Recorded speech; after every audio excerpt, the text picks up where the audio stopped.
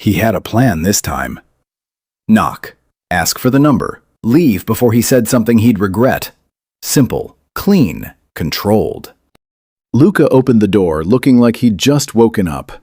Hair messy, eyes soft. A t-shirt that was definitely too big for him. Zane's plan left his head almost immediately. You're knocking early. It's 9. I draw late. 9 is early. I came to get your number. Properly. Like a normal person.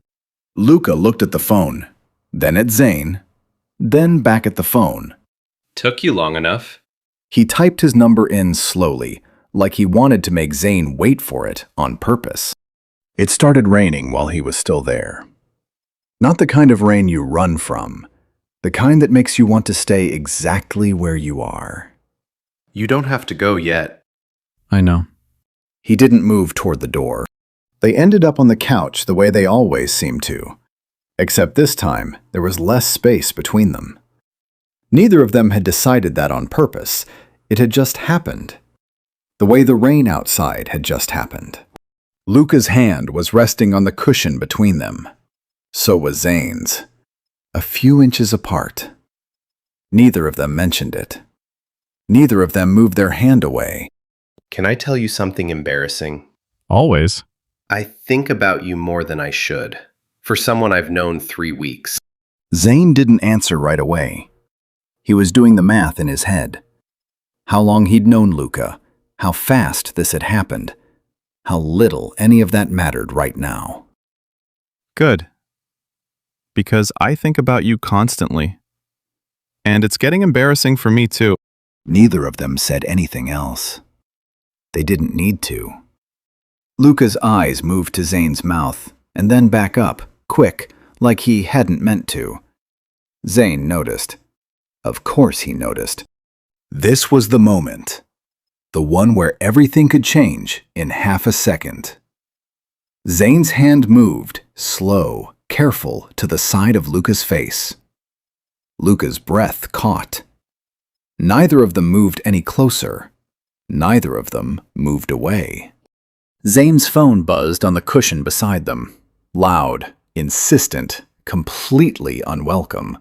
They both pulled back at the same time, like they'd been caught doing something. It was his coach. Mandatory team meeting. Tonight. No exceptions. Of all the moments for the universe to intervene. I have to go. I really don't want to. It's okay. Luca smiled, but it didn't quite reach his eyes.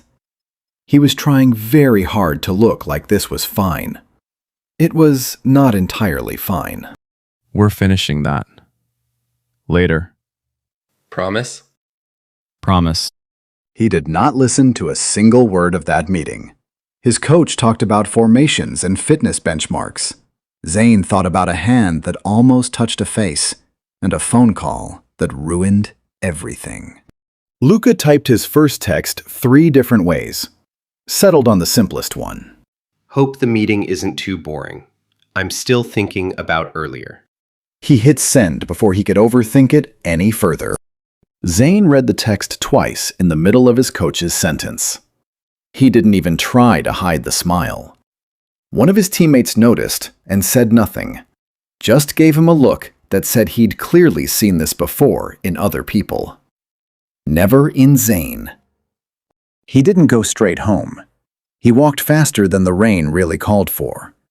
He had told Luca they would finish that. He intended to keep that promise tonight. He knocked once. Stood there dripping in the hallway, suddenly aware of how this must look, showing up soaked at 11 at night because he couldn't wait until morning. He didn't care. You're soaked. I told you I'd finish it. Luca looked at him for a long moment, then stepped back to let him in. Neither of them said anything else.